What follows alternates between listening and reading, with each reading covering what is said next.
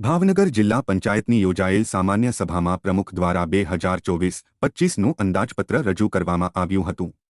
અંદાજપત્રમાં આવક 1149.4 કરોડ, ખુલતી સિલક 377.68 કરોડ સાથે મળીને કુલ 1526.70 કરોડની સામે 1110.30 કરોડના ખર્ચની જોગવાઈ કરી વર્ષના અંતે 416.39 કરોડના પુરાંતલક્ષી બજેટ રજૂ કર્યું હતું।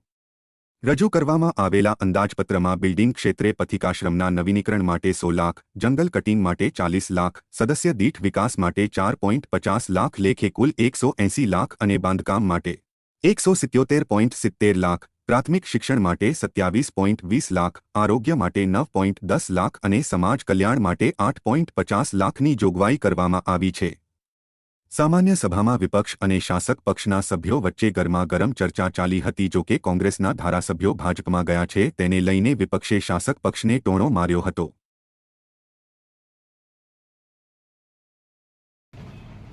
આપની રજૂઆત ધ્યાને લીધી છે અને આપણે સાચું અને સારું જ કામ કરવું છે।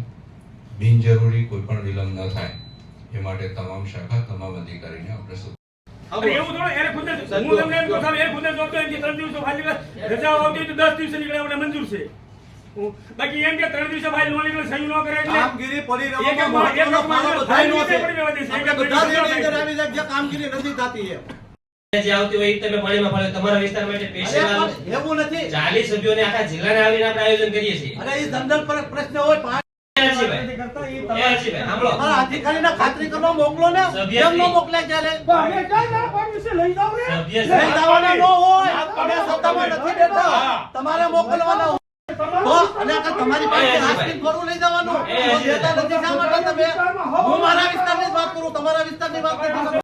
તમે લીધી નથી, બંધ થઈ જાઓ એટલે આ પ્રશ્નો પડ્યા ગ્રામ્ય વિસ્તારમાં તમે બોલો તો રહ્યો તમને ના પાડી તો તમારા કરવું નથી। અમારા કુટુંબે તો તમે ઉજળા છો। અમારા કુટુંબે આ તમારું મોટું કુટુંબ કેટલું બાઈક છે અંદર અમને ખબર હોય ને હું તમે તમારું સાંભળે તમારા કામ હોય જે અડધા બાકી નથી, તમને નથી આપ્યા જવાબ, હું તમારું માને કોણ માને? તમારું બજેટ બેઠક બોલાવેલ હતી। જે બજેટ બેઠકની અંદર ટોટલ 1526 કરોડના 1526.70 કરોડની સામે 1110 કરોડના ખર્ચની જોગવાઈ કરવામાં આવેલી છે અને 416 કરોડની પુરાંત રહેશે। વિપક્ષે પ્રશ્નમાં પૂછ્યા હતા જેમાં પાણીની સમસ્યાને લઈને વાત કરવામાં આવી હતી, શું હતી? અમે અહીં જે જિલ્લા પંચાયતની બજેટ રજૂ કરી છે, આખા જિલ્લાને સમગ્ર જિલ્લાને આવરીને લેતા હોઈએ છીએ। સમગ્ર જિલ્લાના 40 અમારા સદસ્યશ્રીઓને ધ્યાને રાખી અને બજેટ અને નાણાં પંચની જોગવાઈનું આયોજન કરતા હોઈએ છીએ। કોઈ ચોક્કસ વિસ્તારને આવરીને અમે કરીએ એ તો બીજા વિસ્તારને અન્યાય થતો હોય એટલે અમે તમામ સદસ્યશ્રીઓની માગણીને માન આપી અને આયોજન કરતા હોઈએ છીએ। સાહેબ, ખાસ કરીને જે પ્રકારે અમુક મુદ્દાઓ હતા વિપક્ષ દ્વારા જે પ્રકારે ઉબાડો કરવામાં આવ્યો છે, શું કહેશો?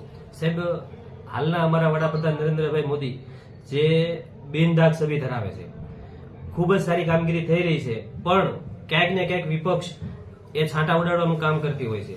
ખરેખર એવો કોઈ મુદ્દો હતો નહીં કે જે પ્રજાલક્ષી હોય, માત્ર વિરોધ પક્ષની એની જે ભૂમિકા હોય એ રૂપે એ ખોટા પ્રશ્નો ઉઠાવતા હતા। બાકી નરેન્દ્રભાઈ મોદી અને ભારતીય જનતા પાર્ટીની અમારી સરકાર ખૂબ જ સારું કામ કરી રહી છે અને હાલમાં જિલ્લા પંચાયતમાં પણ ખૂબ જ સારી જોગવાઈ થઈ રહી છે। જેમાં હું તમને કહું તો આના આવનારા આ બજેટના સારા ફળ આ જિલ્લાને મળવાના છે। ત્યારે અમે આરોગ્યને પણ ધ્યાને લીધું છે, શિક્ષણને પણ ધ્યાને લીધું છે, વિવિધ ક્ષેત્રોને તમામને આવરી અને આ બજેટ બનાવવામાં આવ્યું છે। ઓકે।